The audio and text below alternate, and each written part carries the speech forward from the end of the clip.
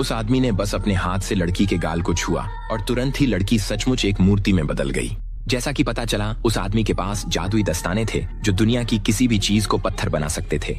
फिर अपनी विकृत संग्रह करने की आदत को पूरा करने के लिए उस आदमी ने पूरे शहर की सभी महिलाओं को सच में मूर्तियों में बदल दिया था।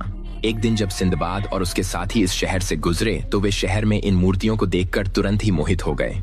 अपने काम की सराहना देखकर खुश होकर उस आदमी ने उन्हें अपने महल में घूमने के लिए आमंत्रित किया। लेकिन तभी सिंदबाद ने इन मूर्तियों के बारे में कुछ अजीब देखा, क्योंकि इन मूर्तियों की सतहें बेहद चिकनी थीं। यह तक कहा जा सकता है कि उन पर बिल्कुल भी तराशने के निशान नहीं थे। डर था कि सिंदबाद मूर्तियों की सच्चाई जान जाएगा, इसलिए उस आदमी ने घबराहट में उसकी बात बीच में ही काट दी। उसी समय एक कमरे के सुदूर छोर से अचानक एक चीख सुनाई दी। जब सिंदबाद ने वहां जाकर देखने की कोशिश की तो उस आदमी ने तुरंत मना कर दिया।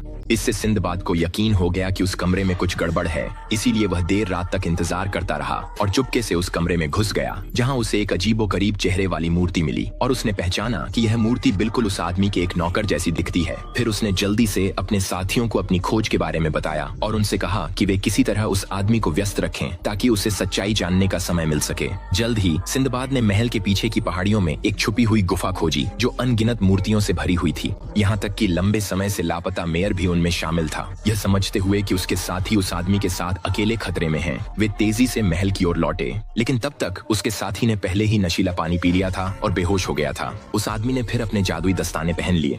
उसने बस लड़की के गाल को हल्के से छुआ और लड़की तुरंत एक मूर्ति में बदल गई। हालांकि जब तक सिंदबाद महल लौटा तब तक सब कुछ बहुत देर हो चुकी थी। लेकिन उसके शोक मनाने से पहले ही वह आदमी अचानक पीछे से सिंदबाद पर झपट पड़ा। वह जिस भी चीज को छूता वह तुरंत पत्थर में बदल जाती थी।